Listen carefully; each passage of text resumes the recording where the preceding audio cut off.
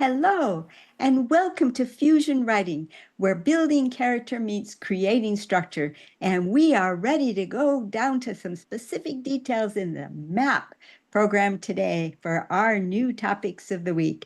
And without any further delay, I'll head it right over to Victoria to get us started. Victoria? Okay, writers, start your engines.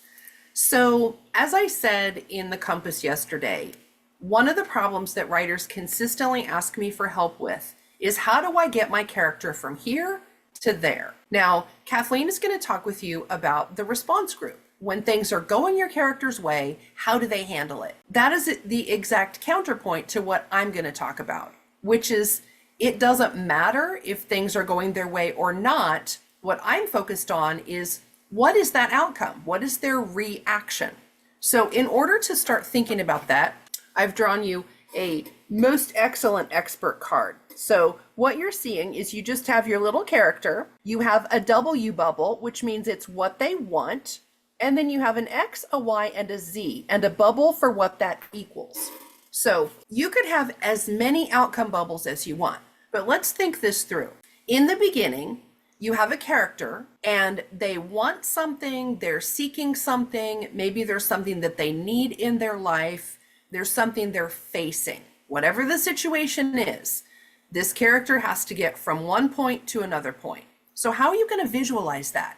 If you don't have the words to articulate it to get those words on the page, maybe you need to see it in a different way. And that's when I encourage you to get out your Sharpie and start drawing pictures.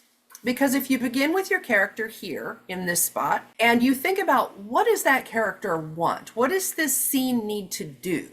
Well, maybe it's solving a problem. It's coming up with how they're going to face a challenge. It's considering their attitude or their perspective. Are they seeing the situation for what it really is, or are they fooling themselves, or only considering a piece of the information because maybe considering the whole problem is too painful or too troublesome or too confusing? Whatever your situation is, start with that little character and then think about what is it that they want or need here? What do I need to pack into that scene to show my reader that they're trying to get to something?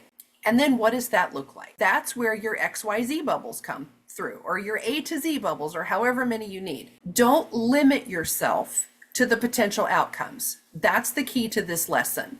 If you're thinking this character wants a romantic relationship with this other character, and that's all they can think about, that's all they want. They want this love. Okay, allow yourself to consider all of the possibilities for what that could mean.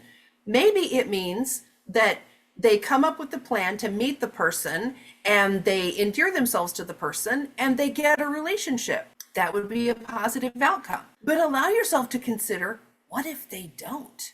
What if this is the thing that they want and they hatch the plan and they execute the plan and they meet the person and it all goes horribly sideways? Put that in one of your possibility bubbles.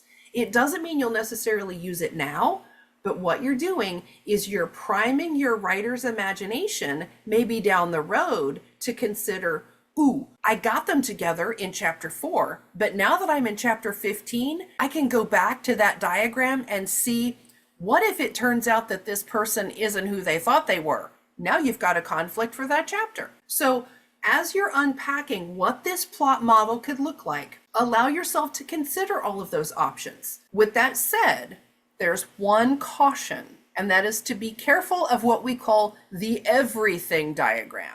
Don't wear yourself out trying to come up with 485 different possibilities for how this could go, because what's going to happen is you're going to look at this massive diagram of options and you're going to end up even more confused than you started out. Keep your perspective by using the Spracklen character traits. When you look at this character and you think about what is in that want bubble? What do they want? It could lead to these potential things. Those potential things must stay within the possibilities of what your character is capable of. See what I'm saying there? Your character, if they are very quiet and shy and reserved, one of those bubbles is not going to be they go out, they buy a red dress, and they go meet the guy, right? That's not in the realm of possibility for this meek, quiet character.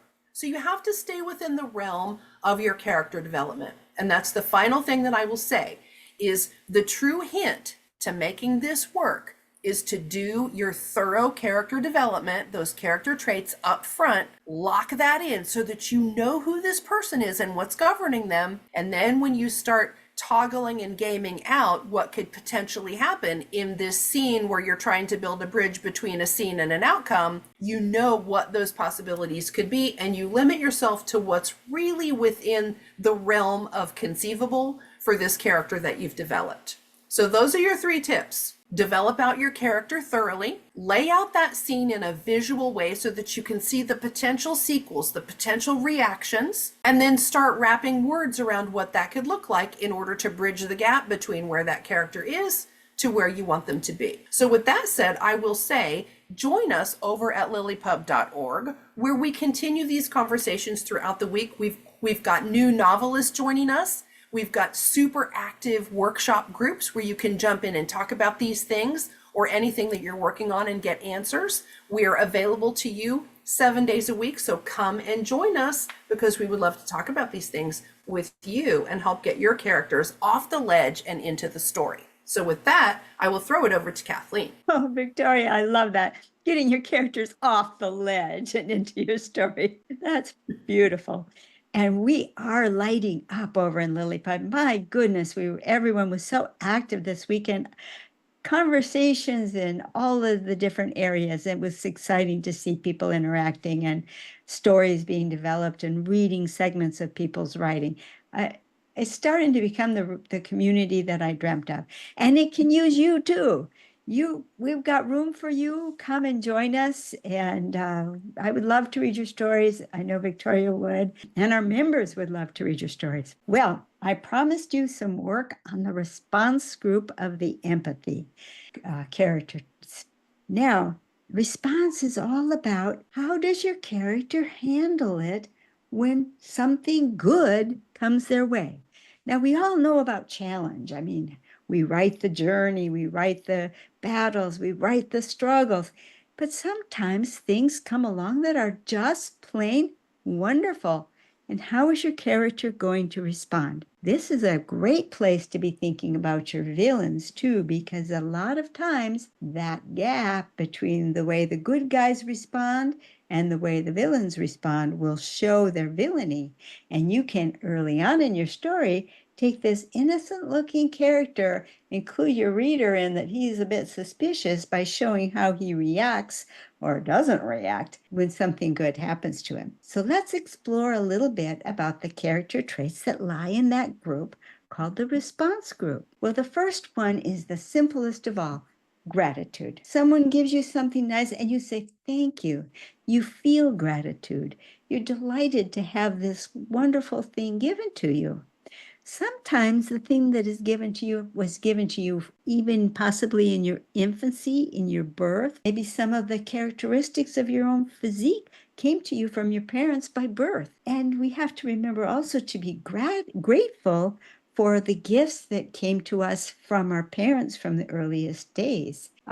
This is a real important part of when we studied humility, and we had this technical meaning for humility, and we said humility means correctly understanding the things that you have that you are not the creator of. What about you did you have no say over? And the other side of that is remembering to be grateful for those things that we can just take for granted and not even remember that we need to be grateful for those things. Likewise, your villain, when does he ever show gratitude? He's usually not the slightest bit happy to be grateful for anything.